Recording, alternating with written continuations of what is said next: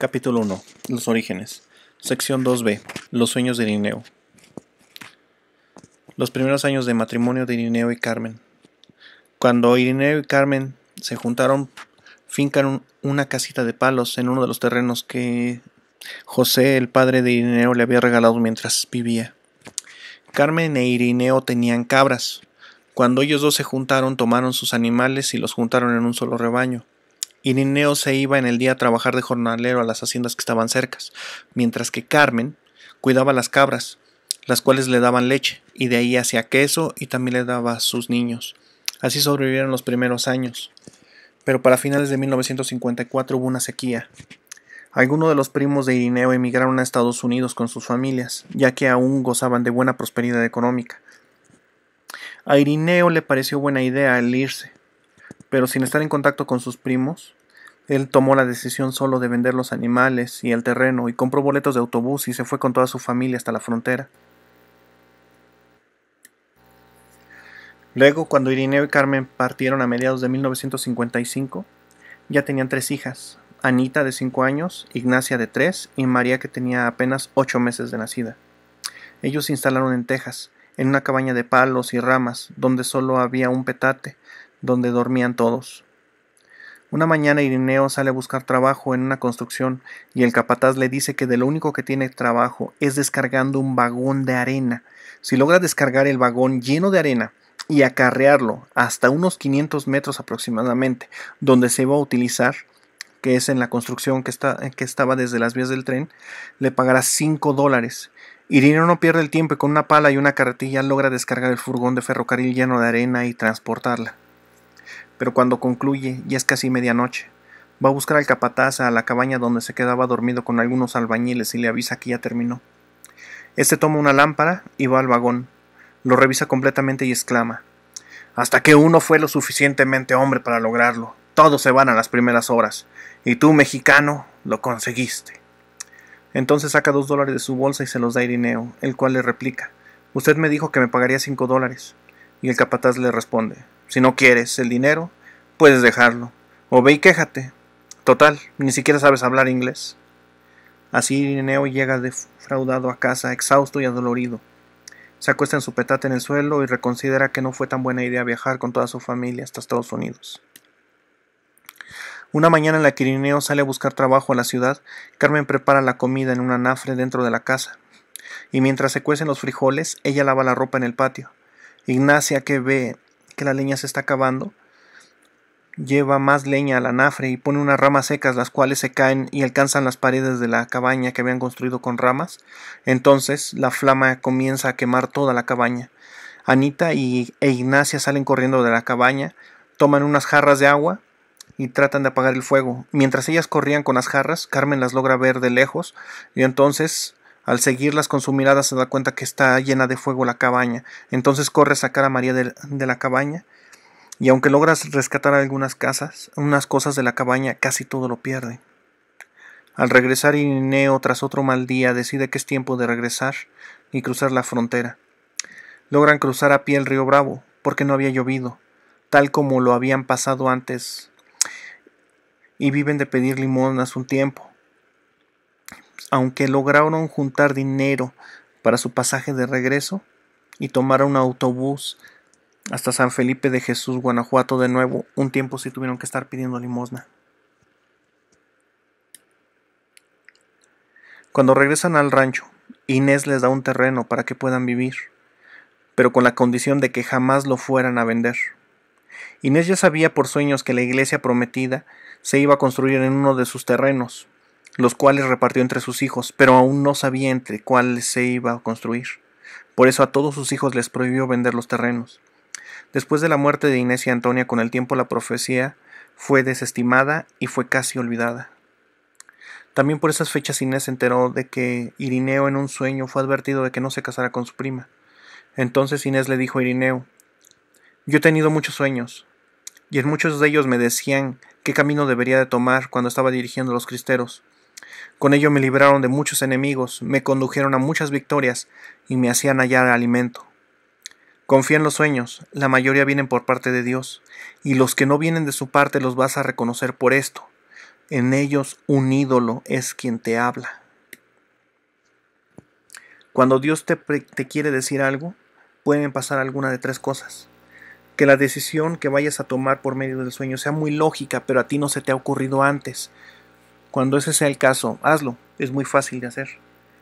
O bien que el sueño no es lógico, que sea irreal, o que tú mismo no sepas qué significa. Cuando eso sea el caso, pide que alguien te lo explique. Ese alguien que está en tu sueño sabe la explicación.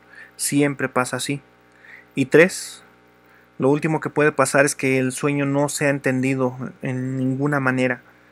No puedas encontrar quien te lo explique. Entonces pide volver a soñarlo. Y entonces te lo explicarán y te lo confirmarán, porque todo lo que Dios quiere hacer lo confirma 2 o 3 veces antes de hacerlo. Una vez que Dios te comienza a hablar en sueños, lo sigue haciendo 1, 2, incluso 3 años, o incluso más, si haces lo que se te está pidiendo.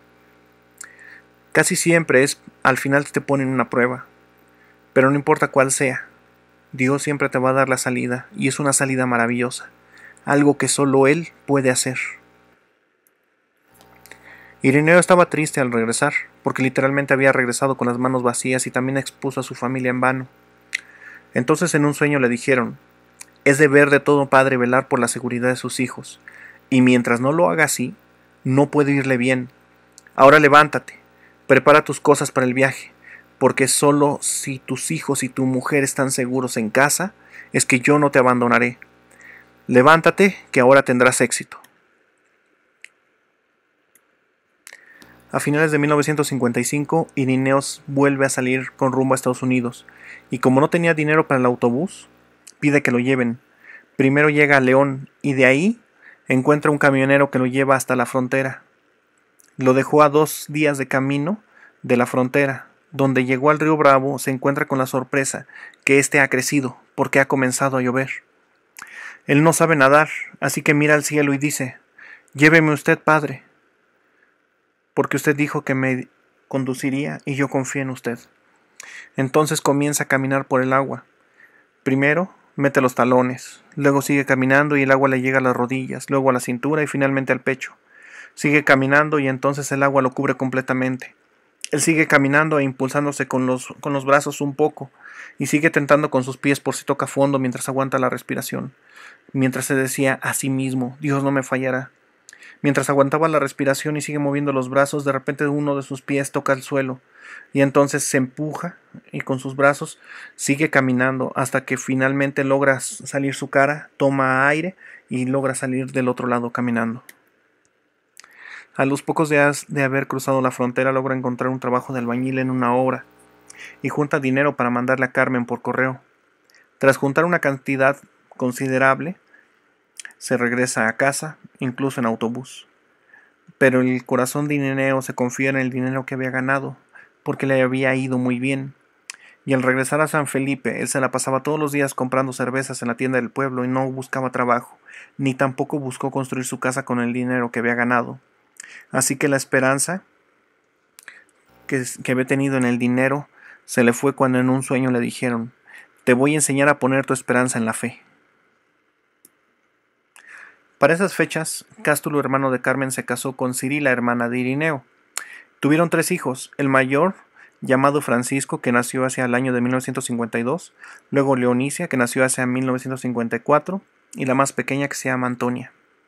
También para esas fechas, Pilar Sánchez, el esposo de Brígida, hermana de Carmen, había conseguido trabajo en una hacienda que estaba en un pueblo a mitad de León, Guanajuato y Silao. El pueblo se llama Los Sauces. Poco después del sueño de Ireneo, María, quien ya tenía poco más de 1 año de edad, enfermó gravemente. Ireneo no la quiso llevar con Antonia, sino que la llevó directamente con un doctor a San Felipe, y se gastó $20 con el doctor, pero él no logró hacer nada.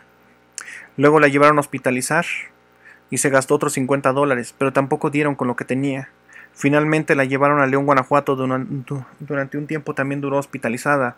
Incluso la trataron con antibióticos y pensaron que a lo mejor tenía una enfermedad de las vías respiratorias, pero tampoco dieron con lo que tenía y con eso se gastaron sus últimos $50. Entonces Al estar cerca de León, Guanajuato, se fueron a Los Sauces y ahí fueron recibidos por Brígida y por Pilar. Pilar habló con el patrón de la hacienda y este le ofreció trabajo a Irineo. Y cuando el patrón se enteró de la situación que estaba pasando Irineo, fue en la noche a decirle: hay una tumba en el panteón de aquí que me pertenece. Junto a ella está un hijo que se me murió el año pasado que tampoco los doctores lograron salvar. Si quieres puedes hacer uso de ella. Cuando el patrón se va, Carmen le dice a Irineo: no me rendiré. Mi mamá ha podido curar a más muertos que mi hija y vamos a verla. Nada perdemos con intentarlo. Entonces Irineo sube a Carmen y a María en una burra y van a ver a Antonia. Tras un día de camino llegan a la casa de Antonia, solo para encontrar que ella ha salido. Antonia tiene ya 92 años y aún sale a atender partos a pueblos lejanos. Se monta en su caballo y a veces dura hasta 3 días fuera. Entonces Carmen, desconsolada, se sienta con su niña en brazos junto a su padre en una silla que está fuera de la casa. Entonces Carmen ve que se aproxima a su hermano Cástulo. Cástulo no sabía que Carmen estaba en casa, pero sí sabía que Antonia no estaba. Y entonces al ver a Carmen le dice desde lejos: te voy a encargar a Leonicia, mi niña, para que me la cuides. Voy a ir a ver a doña Juana, la curandera, para que atienda a mi niño Francisco, que está muy enfermo.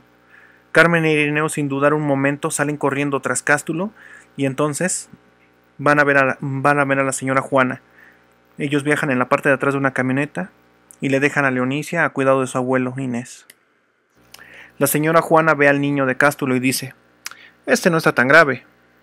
Y al ver a María exclama: también si me los traen ya que casi están muertos, ¿yo qué puedo hacer? Entonces se sienta y sigue comiendo un plato de frijoles que ya tenía empezado. Y cuando acaba de comer, revisa al niño de Cástulo, le da unas hierbas para que se las tome en té, y finalmente ve a María y tras revisarla delicadamente dice: esta solo tiene la cadera abierta. Le da un masaje y le unta unas hierbas, una crema en la espalda, y entonces la amarra con vendas, y tras dormir un rato la niña se levanta, toma un té que le da la curandera. María se siente tan bien que regresa sentada en burro a Los Sauces. Irónicamente, la curandera solo les cobró 4 pesos. Cuando regresaron a Los Sauces por Anita y por Ignacia, el patrón de Pilar le dice a Irineo: quédate conmigo a trabajar. Tengo trabajo hasta que se acabe la cosecha.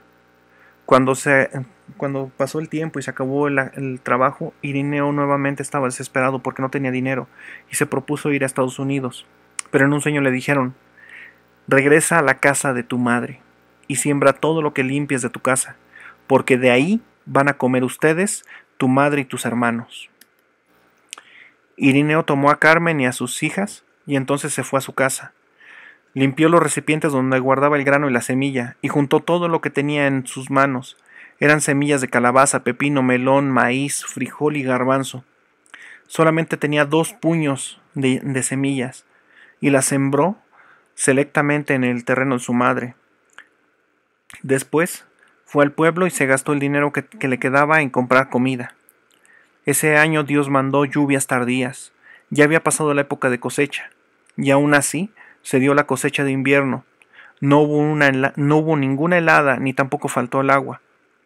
Con la comida que Irineo compró en el pueblo, con lo que había trabajado en la hacienda con Pilar, ellos comieron hasta que la cosecha estuvo lista. Cuando la cosecha estuvo, ellos comieron 2 años completos de la cosecha, y de esa cosecha comieron Irineo, Carmen, sus niñas, Estanislada y los hermanos solteros de Irineo.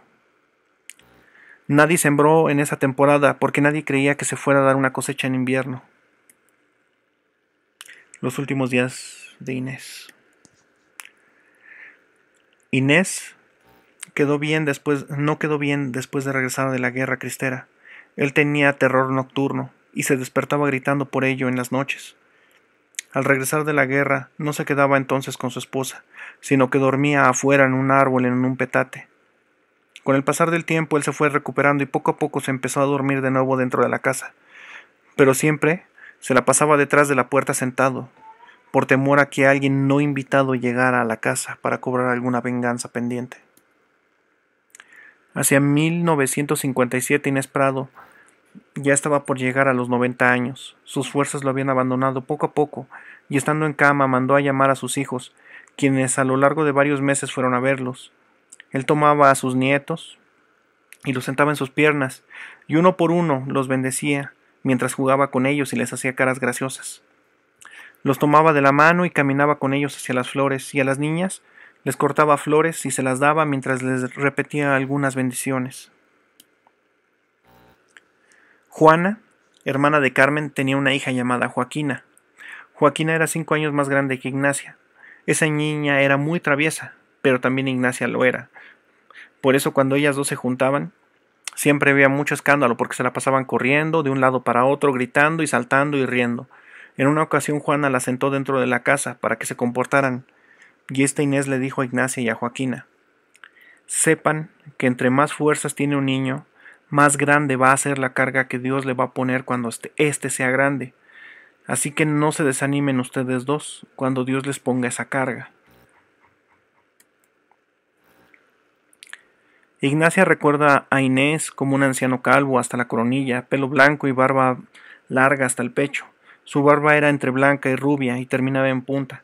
Su cara estaba muy arrugada por el sol y sus ojos eran pequeños, claros y con una expresión triste.